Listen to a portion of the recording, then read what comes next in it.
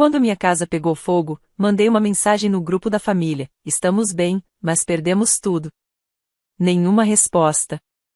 Uma hora depois, meu irmão marcou todo mundo em fotos: melhor fim de semana em família de todos os tempos. Ninguém apareceu. Semanas depois, ainda dormindo em um abrigo, meu celular explodiu com 92 chamadas perdidas e uma mensagem da minha mãe: precisamos de você imediatamente. São só $5.000. Sem pensar duas vezes, fiquei olhando as chamas subirem pela lateral da garagem como se fosse um fósforo. A luz laranja, a fumaça subindo pelo céu da noite, o som de algo quebrando provavelmente a velha televisão da sala, tudo se misturava em um caos surreal em câmera lenta. Eu nem conseguia ouvir os vizinhos gritando. Era como se o mundo tivesse submergido na água. Minha esposa já tinha pegado nosso filho e saído. Eu fiquei tempo suficiente para conferir todos os cômodos por instinto. Idiotice. Nada de heróico em quase se sufocar tentando salvar coisas que você nem consegue carregar. Peguei meu celular e minha carteira, e só. Nada de roupas, fotos, álbum de casamento. Saí de casa descalço, com nada além de fumaça nos pulmões e gosto de cobre na boca. Quando finalmente ficamos do outro lado da rua, enrolados em cobertores ásperos da Cruz Vermelha, eu ainda tentava processar o que tinha acabado de acontecer. Os bombeiros se moviam como engrenagens, apagando as últimas chamas, falando nos rádios, arrastando vigas queimadas do que antes era minha garagem. Olhei para baixo e percebi que minhas mãos tremiam. Não sentia medo, apenas um vazio, como se algo dentro de mim tivesse sido arrancado. Lembro do meu filho perguntando: cadê meu quarto? E minha esposa não disse nada. Apenas se ajoelhou ao lado dele e o abraçou. Foi então que peguei meu celular. Abri o grupo da família: eu, meus pais, meu irmão Noah, minha irmã Jordan. O mesmo que usamos para aniversários, emergências, mandar memes que ninguém riu. Não pensei muito. Digitei apenas o que importava: estamos bem, mas perdemos tudo. Enviado, lido. Só isso. Esperava que alguém ligasse na hora. Talvez minha mãe, talvez Noah, talvez Jordan. Esperava perguntas, preocupação, até choque. Nada. Os recibos de leitura ficaram lá como um desafio. Nenhuma bolha de digitação. Nenhuma resposta, só silêncio. Fomos levados a um abrigo temporário naquela noite. Uma quadra de ginástica transformada em centro de crise. CS e água engarrafada e uma mulher que não parava de perguntar se tínhamos asma ou ferimentos. Tentei me manter firme pela minha esposa e meu filho. Meu garoto adormeceu com a cabeça no meu colo. Minha esposa não chorou. Apenas continuava esfregando as têmporas, como se a pressão na cabeça fosse demais para suportar. Abri o celular de novo. Nada da família.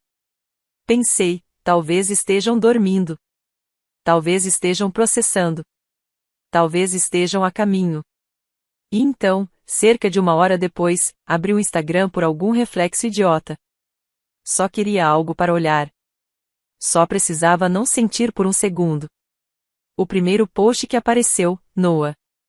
Um carrossel completo, 10 fotos. Ele, meus pais, minha irmã, todos em uma casa de lago, rindo, fazendo churrasco, bebidas na mão, camisas combinando, até uma foto idiota do meu pai com boias. Marcaram todo mundo. Com a legenda: melhor fim de semana em família de todos os tempos. Eu nem pisquei. Apenas fiquei olhando. Cada foto mais nítida que a anterior. Todos sorrindo como se nem lembrassem quem eu era. Nenhuma menção ao incêndio. Nenhum comentário tipo pensando no look ou rezando por você. Eles tinham visto a mensagem. Lido. E seguiram em frente. Mostrei o celular para minha esposa. Ela não disse nada. Apenas balançou a cabeça e desviou o olhar. Ficamos naquele abrigo pelas 3 noites seguintes. FEMA veio. Vizinhos trouxeram roupas, comida, até um brinquedo ou 2 para meu filho. Um bombeiro apareceu fora do expediente com uma pizza e disse que também tinha sobrevivido a um incêndio quando era criança. Estranhos fizeram mais por mim do que minha própria família. Ninguém do meu lado ligou. Ninguém visitou. Nada. Semanas se passaram. Meu filho parou de perguntar quando voltaríamos para casa. Começou a chamar o colchão de cama. Os pais da minha esposa vieram de Riverside. Nos ajudaram a encontrar um apartamento pequeno. Não pediram nada em troca. O pai dela me deu um cartão pré-pago e disse que não era caridade. Era respeito. Aquela palavra me atingiu mais forte que qualquer outra coisa. Respeito. Algo que eu não sentia da minha própria família há anos. Comecei a reconstruir, literalmente fazendo bicos, trabalhos manuais, qualquer serviço para me manter enquanto o seguro processava o caso. Uma noite, depois de ajudar a consertar um telhado em Eco Park, olhei meu celular. 92 chamadas perdidas, todas do grupo da família, e uma mensagem da minha mãe, como se viesse de outro universo: precisamos de você imediatamente. São só $5.000. Aquele foi o momento exato. Minhas mãos não tremeram dessa vez. Meu estômago não caiu. Apenas fiquei olhando para aquela mensagem por muito tempo e pensei: eles não me ligaram quando eu perdi tudo. E agora eles ligam porque querem algo. Aquela foi a última noite em que pensei neles como minha família. Não respondi de imediato. Deixei o celular sobre o balcão da cozinha do pequeno apartamento que havíamos conseguido juntar. A tela acendia a cada poucos minutos, como se estivesse me provocando. Mais mensagens chegaram da minha irmã: por favor, não complique mais do que precisa. Do Noah: é só isso. Relaxa. E da minha mãe de novo: sabemos que você tem. Luke, não seja dramático. Dramático. Eles me viram perder tudo. Viram minha esposa e meu filho dormindo em colchões de plástico em um abrigo. Viram a gente desaparecer do mapa por semanas e nada disseram. E, no momento em que precisaram de algo, eu voltei a existir. Não como pessoa, apenas como carteira. Passei os últimos 10 anos tirando-os de todos os problemas: a marca de tênis fracassada do meu irmão, cujo frete eu paguei, a faculdade de enfermagem da minha irmã, quando ela não se qualificou para ajuda, o segundo carro dos meus pais, quando não queriam vender o barco. E nunca, nenhuma vez, disseram obrigado sem esperar algo em troca. Esperavam como se eu lhes devesse por existirem. Então, não, eu não respondi. Em vez disso, entrei nos meus aplicativos bancários. Silenciosa, friamente, os removi de todas as contas que havia vinculado a eles. A poupança compartilhada que eu tinha para emergências do negócio do meu irmão foi encerrada. O cartão de crédito que meus pais usavam para supermercado, mas que misteriosamente tinha compras de luxo a cada 2 semanas. Cancelado.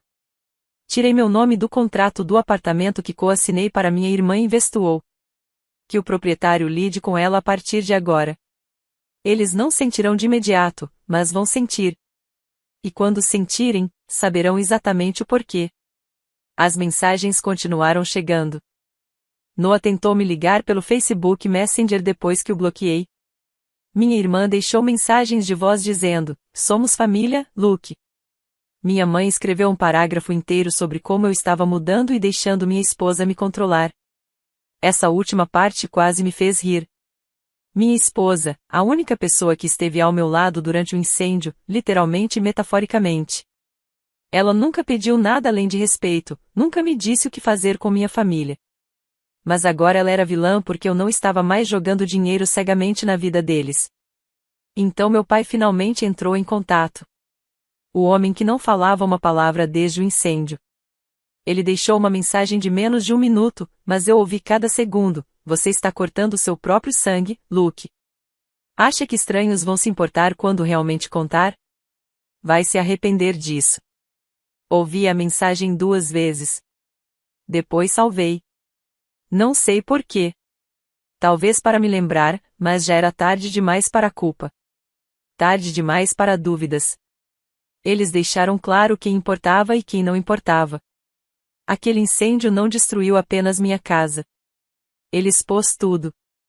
Anos sendo usado, ignorado, esperado para dar sem questionar. E agora que o caixa eletrônico estava fechado, eu era de repente o vilão. Naquela noite, olhei pelo pequeno apartamento onde minha esposa ajudava nosso filho com o dever de casa na mesa de cozinha que tínhamos conseguido de graça no Craigslist. Perguntei a ela: você acha que fiz a coisa certa? Ela não respondeu. Apenas assenti uma vez, como se nem houvesse pergunta digna de ser feita. Aquela noite, dormi pela primeira vez em anos sem o peso da obrigação pressionando meu peito. Na manhã seguinte, recebi uma nova mensagem da minha irmã: você vai se arrepender quando nos precisar. Nem abri. Finalmente entendi algo que antes não via: eu nunca precisei deles. Eles só fizeram questão de que eu pensasse que fiz. Depois que desconectei tudo, o silêncio deles não era pacífico. Era estratégico, como se estivessem se reorganizando, tentando descobrir como lidar com a nova versão de mim. Aquele que não cede mais. Aquele que finalmente aprendeu a dizer não. Mas não demorou muito para a primeira rachadura aparecer.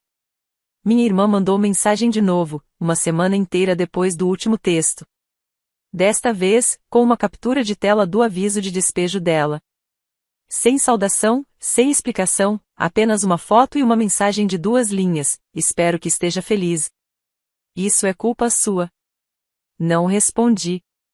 No mesmo dia, meu irmão publicou um desabafo nos stories sobre pessoas que deixam o dinheiro mudar quem são. Eu estava marcado. Minha esposa também. Ele nunca mencionou nossos nomes, mas era óbvio. Jogou frases como lealdade falsa e a sangue deveria significar algo. Depois colocou um link de um GoFundMe para comprar um carro novo, porque o antigo tinha quebrado. Rolei a página e voltei a lixar um pedaço de madeira reciclada.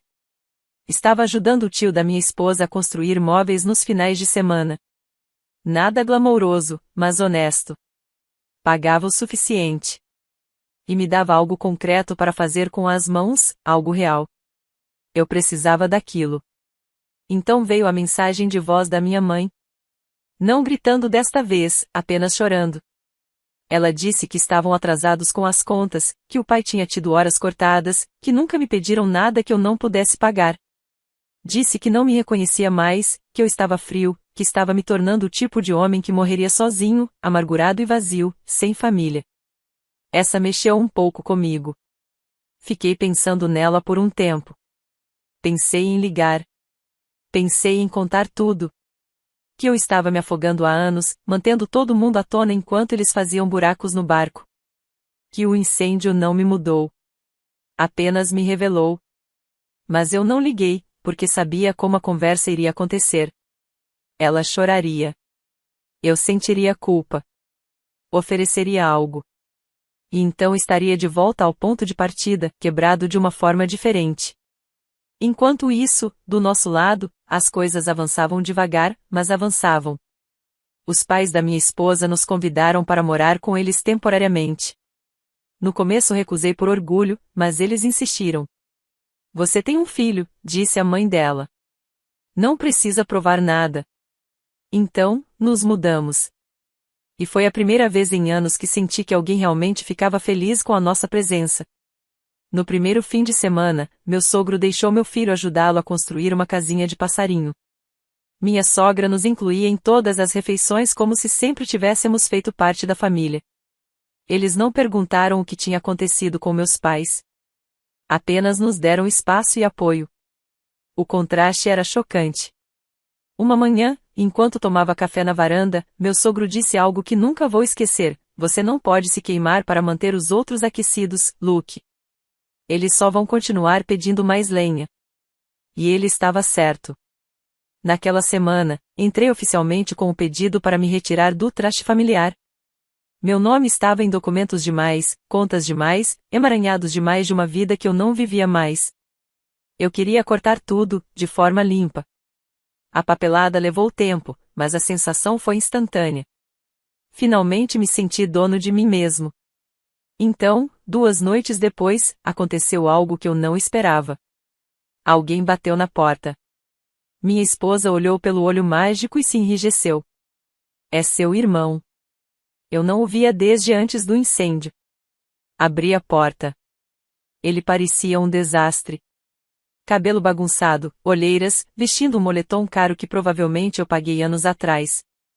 Ele não disse nada de imediato. Apenas olhou por cima de mim, como se tentasse julgar a vida que construí sem ele. Então disse: você vai mesmo nos deixar afundar assim? Não respondi. Apenas saí, Fechei a porta atrás de mim e desci os degraus da varanda. Ele me seguiu. E o que aconteceu em seguida, o que ele disse na entrada da garagem, foi quando percebi até onde ia a profundidade do problema. Ele me acompanhou pelo caminho sem dizer uma palavra, como se não soubesse lidar com a versão de mim que não o deixava entrar. Os passos dele arrastavam um pouco, como se esperasse que eu parasse e me virasse. Não parei. Apenas caminhei até a beira do quintal e esperei. Ficou silencioso por um momento, só o som do vento nas árvores e o latido distante de algum cachorro. Então, finalmente, ele falou. Eles acham que você está falando sério desta vez. Me virei para ele, não com raiva, apenas cansado. Estou. Ele não se mexeu. Eles estão surtando. Mamãe mal fala. Papai está irritado. Jordan está fazendo todo o drama de vítima de novo. Soltei uma risada curta pelo nariz. Chocante. Não, ouça, ele disse. Não vim aqui para implorar. Vim te contar algo que você provavelmente não sabe. Ele fez uma pausa, como se pesasse se deveria falar. Então disse algo que eu não esperava. Eu deveria ter ido naquela noite, quando o incêndio aconteceu. Já estava no carro. Fitei-o. E seu pai ligou, disse para eu não ir. Isso me parou na hora. Ele te disse para não vir, mesmo sabendo que minha casa estava pegando fogo? Ele assentiu. Disse para não alimentar a situação. Que você provavelmente só estava buscando atenção. Que você ficaria bem. Que se a gente aparecesse, só pioraria as coisas. Mamãe o apoiou. Não sabia o que dizer. Por um segundo, pensei que talvez não tivesse ouvido direito, mas ele continuou. Eles achavam que você estava exagerando. Disseram que você ia manipular todo mundo para conseguir dinheiro de novo. Nem acreditaram que os danos eram reais até mais ou menos uma semana depois. A essa altura, acharam que já era tarde demais para fazer qualquer coisa. Fiquei em silêncio por um longo momento. Eles viram as fotos, disse finalmente. Leram minha mensagem. Ele disse. Eles simplesmente não queriam acreditar. Disseram, você sempre foi dramático. Sempre fez tudo girar em torno de você. Ri. Não porque fosse engraçado, mas porque era tão perfeitamente a cara deles. Eu dei dinheiro a eles por 10 anos, e a única vez que preciso de algo, sou eu que estou fazendo tudo girar em torno de mim. Ele olhou para o chão. Não enfrentei eles. Deveria ter enfrentado. Eu sabia que era real, vi as fotos e mesmo assim fiquei sentado no carro e voltei. Não sabia se ele buscava perdão ou apenas queria se confessar. De qualquer forma, não disse nada. Não devia conforto a ele. Então ele me surpreendeu. Me mudei semana passada. Eu o olhei. O quê? Acabou. Juntei minhas coisas e fui embora. Estou ficando com uma garota que conheci no trabalho. Não aguentava mais. Eles falam de você como se você fosse um monstro, como se tivesse se virado contra nós. Mas agora vejo. Você não mudou. Apenas parou de deixar que eles levassem. Não sabia o que dizer. Por um instante, senti algo estranho. Como se talvez eu não estivesse louco. Como se alguém finalmente tivesse visto também. Ele tirou um papel dobrado do bolso da jaqueta e me estendeu. Mamãe escreveu isso. Disse que era melhor do que mandar mensagem de texto. Não li. Não peguei. Pelo menos não imediatamente. Ele ficou ali, com o papel na mão por alguns segundos, depois desistiu e o deixou no degrau mais baixo da varanda. Se algum dia você quiser conversar, conversar de verdade, estou por aqui, disse. Falo sério. Então se afastou. Não esperou resposta. Apenas desapareceu no crepúsculo, como se soubesse que não devia insistir. Fiquei ali olhando para o papel dobrado. Por muito tempo não toquei nele. Pensei em queimá-lo. Talvez jogá-lo no lixo sem ler. Mas não fiz. Pelo menos não ainda. Mais tarde naquela noite, enquanto minha esposa colocava nosso filho na cama, sentei-me na varanda e abri a carta sob a luz do lampião. Não era um pedido de desculpas. Era pior. Dentro havia 6 recibos impressos. Todas as cobranças de uma clínica médica. O nome do meu pai estava em todos. Ele tinha sido diagnosticado com alguma coisa. Eu nem sabia exatamente o que. As descrições eram vagas, mas sérias. A última linha da última página estava escrita à mão: é por isso que pedimos o dinheiro. Sem explicação, sem contexto, apenas aquela frase. E agora eu tinha uma decisão a tomar. Ele me acompanhou pelo caminho sem dizer uma palavra, como se não soubesse lidar com a versão de mim que não o deixava entrar. Os passos dele arrastavam um pouco, como se esperasse que eu parasse e me virasse. Não parei. Apenas caminhei até a beira do quintal e esperei. Ficou silencioso por um momento, só o som do vento nas árvores e o latido distante de algum cachorro. Então, finalmente, ele falou. Eles acham que você está falando sério desta vez. Me virei para ele, não com raiva, apenas cansado. Estou. Ele não se mexeu. Eles estão surtando. Mamãe mal fala. Papai está irritado. Jordan está fazendo todo o drama de vítima de novo. Soltei uma risada curta pelo nariz. Chocante. Não, ouça, ele disse. Não vim aqui para implorar. Vim te contar algo que você provavelmente não sabe. Fez uma pausa, como se pesasse se deveria falar. Então disse algo que eu não esperava. Eu deveria ter ido naquela noite, quando o incêndio aconteceu. Já estava no carro. Fitei-o. E seu pai ligou e disse para eu não ir. Isso me parou na hora. Ele te disse para não vir, mesmo sabendo que minha casa estava pegando fogo? Ele assentiu. Disse para não alimentar a situação. Que você provavelmente só estava buscando atenção. Que você ficaria bem. Que se a gente aparecesse, só pioraria as coisas.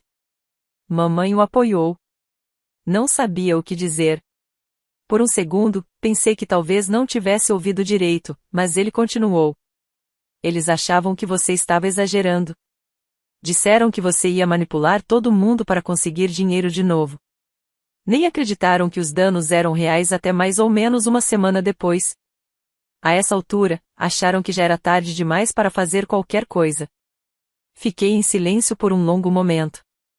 Eles viram as fotos, disse finalmente. Leram minha mensagem. Ele disse. Eles simplesmente não queriam acreditar. Disseram, você sempre foi dramático. Sempre fez tudo girar em torno de você. Ri. Não porque fosse engraçado, mas porque era tão perfeitamente a cara deles. Eu dei dinheiro a eles por 10 anos, e a única vez que eu precisava de algo, sou eu que estou fazendo tudo girar em torno de mim. Ele olhou para o chão. Eu não os confrontei. Deveria ter confrontado. Eu sabia que era real via as fotos e mesmo assim fiquei no carro e voltei. Não sabia se ele buscava perdão ou apenas queria se confessar. De qualquer forma, não disse nada. Não devia conforto a ele. Então ele me surpreendeu. Me mudei semana passada. Eu o olhei. O quê? Acabou. Juntei minhas coisas e fui embora. Estou ficando com uma garota que conheci no trabalho. Não aguentava mais. Eles falam de você como se você fosse um monstro, como se tivesse se virado contra nós. Mas agora vejo. Você não mudou. Só parou de deixar que eles levassem. Não sabia o que dizer. Por um instante, senti algo estranho. Como se talvez eu não estivesse louco. Como se alguém finalmente tivesse visto também. Ele tirou um papel dobrado do bolso da jaqueta e estendeu. Mamãe escreveu isso. Disse que era melhor do que mandar mensagem de texto. Não li. Não peguei. Pelo menos não de imediato. Ele ficou ali, com o papel na mão por alguns segundos, depois desistiu e o deixou no degrau mais baixo da varanda.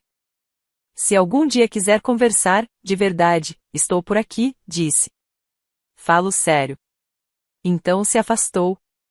Não esperou resposta. Apenas desapareceu no crepúsculo, como se soubesse que não devia insistir. Fiquei ali olhando para o papel dobrado. Por muito tempo não toquei nele. Pensei em queimá-lo. Talvez jogá-lo no lixo sem ler. Mas não fiz. Pelo menos não ainda. Mais tarde naquela noite, enquanto minha esposa colocava nosso filho na cama, sentei-me na varanda e abri a carta sob a luz do lampião. Não era um pedido de desculpas. Era pior. Dentro, havia 6 recibos impressos. Todas cobranças de uma clínica médica. O nome do meu pai estava em todos. Ele tinha sido diagnosticado com alguma coisa. Eu nem sabia exatamente o que. As descrições eram vagas, mas sérias. A última linha da última página estava escrita à mão, é por isso que pedimos o dinheiro. Sem explicação, sem contexto, apenas aquela frase. E agora eu tinha uma decisão a tomar. Não sei por onde começar. A frase ficou pairando por um segundo. Não disse nada. Apenas esperei. Foi a primeira vez na vida que ouvi meu pai parecer inseguro. Mesmo quando eu era criança, mesmo quando ele estava errado, ele sempre falava com a confiança de alguém que nunca duvida de nada. Eu estava errado, disse ele. Foi a segunda vez que não consegui acreditar no que ouvia. Eu não acreditava que o incêndio tinha sido tão grave quanto você disse. Achei que estava tentando nos assustar para reagirmos. Pensei que você estava bravo e descontando em nós. Ainda não falei nada. Sua mãe também acreditou. Todos nós. Dissemos a nós mesmos que você mudaria de ideia, como sempre fazia. Nem olhei as fotos. Apenas presumi. Ele parou ali. Eu podia ouvir ao fundo um bip baixo, um murmúrio de alguma máquina. Ele estava em um quarto de hospital. Fui diagnosticado em abril. Está no estágio 3. Não contei a ninguém por um tempo. Não queria que você pensasse que eu estava tentando te fazer sentir culpa por alguma coisa. Isso me fez rir, mas silenciosamente, amargamente. Mas depois ficamos sem opções. E quando precisávamos de dinheiro, sua mãe mandou uma mensagem. Entendi, disse eu finalmente. 92 chamadas perdidas, suspirou ele. Sei que houve uma longa pausa, e então finalmente percebi que estava errado sobre você. Você carregou essa família por muito tempo. Eu via isso como fraqueza. Achei que você estava tentando comprar amor, mas você só estava tentando nos manter unidos. Você não me impediu, disse. Nenhuma vez. Eu não queria ver. Queria a versão de você que fosse útil. Não pensei no custo. Silêncio novamente. Então ele disse algo que ficaria comigo pelo resto da vida. Se você nunca mais nos ajudar, eu vou entender. Só não queria deixar de dizer isso. Você estava certo.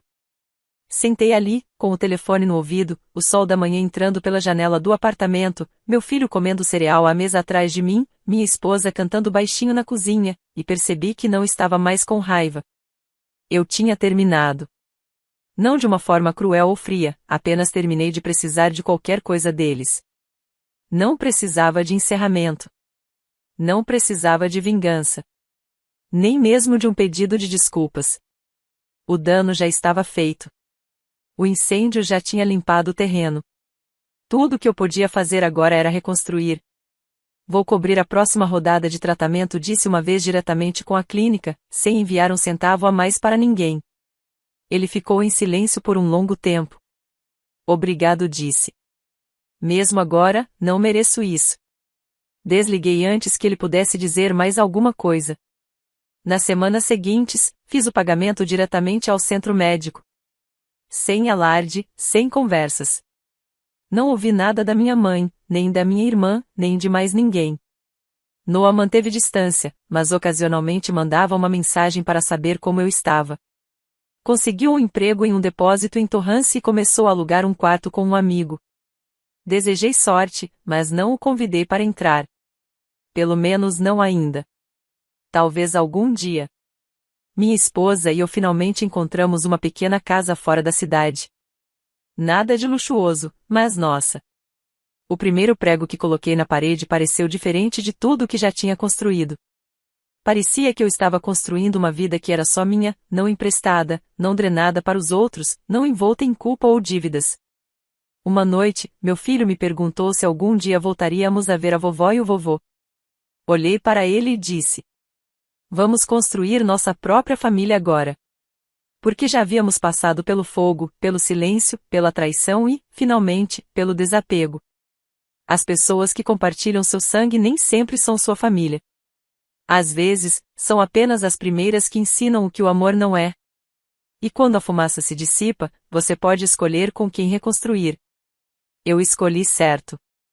Uma grande atualização: já se passaram 8 meses desde aquela ligação. 8 meses desde que fiquei na entrada da garagem com Noah. 8 meses desde que li aquela carta e 8 meses desde que transferi dinheiro para a conta médica e disse a mim mesmo que aquilo era o fim. Nunca mais falei com meu pai, nem mesmo para perguntar como estava o tratamento. Achei que, se fosse ruim, eu ouviria algo. Se não fosse, bem, ele poderia viver com o silêncio que ajudou a criar. Desde então, tudo mudou. E não digo isso de uma forma dramática, como nos filmes. Quero dizer no jeito pequeno, lento e difícil. Aquele que parece conquistado. Compramos um terreno fora de Los Angeles. Distante o suficiente para respirar. Próximo do suficiente para trabalhar. O terreno não é plano, não é fácil de construir, e a terra é ruim para jardinagem, mas é nosso. Eu mesmo despejei a primeira fundação, a laje, com a ajuda do meu sogro e de um amigo do trabalho. Não vamos contratar um empreiteiro. Estamos construindo uma parede de cada vez. Sem hipoteca, sem prazo, apenas suor, madeira e paciência. Trabalho 6 dias por semana agora. Meio período em uma oficina de fabricação, meio período construindo a casa. Minhas mãos estão sempre doloridas, mas é um cansaço bom. Aquele que vem de criar, não de sobreviver. Meu filho tem seu próprio quarto agora, na casa alugada onde estamos até a construção ficar pronta. Ele escolheu as cores das futuras paredes, azul e prata, como o céu e robôs, me disse.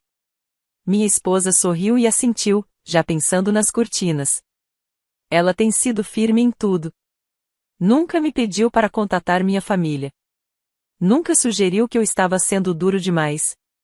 Ela deixa o silêncio permanecer silencioso. Não por raiva, mas por compreensão. Às vezes, pessoas me perguntam sobre minha família, colegas de trabalho, vizinhos. Eu apenas digo que não somos próximos e deixo por isso. Ninguém insiste. Todo mundo tem uma versão dessa história. A minha só tem um incêndio no meio. De vez em quando, dá vontade de checar as redes sociais deles só para ver. Mas eu nunca faço. Aprendi que se curar às vezes significa não olhar para trás, nem mesmo por curiosidade. Não sei se meu pai melhorou. Não sei se minha mãe ainda me vê como vilão. Não sei onde Jordan mora, nem se Noah manteve aquele emprego. E não me importa. Não por ódio, apenas por desapego. Porque eu não sou mais o cara que precisa provar alguma coisa. Não sou mais o fundo de emergência, a viga invisível de suporte, o consertador. Agora sou apenas Luke. Um homem com mãos doloridas, uma casa pela metade e uma família que me escolheu de volta. E, finalmente, paz. Há uma coisa que tirei de tudo isso. Algo que me lembro sempre que alguém menciona: ajudar a família. Dinheiro nunca é apenas dinheiro em uma família como a minha. É poder. É controle. É lealdade assumida. Se algum dia eu der qualquer coisa de novo, será um empréstimo, claro, escrito e com o entendimento de que não é amor, é uma transação. E se eles não conseguirem aceitar isso, não estão pedindo ajuda. Estão pedindo para te possuir. Aprendi a dizer não sem culpa. Agora, levou tudo pegar fogo para eu perceber que limites são construídos exatamente como casas, uma tábua de cada vez, e só depois de limpar toda a podridão.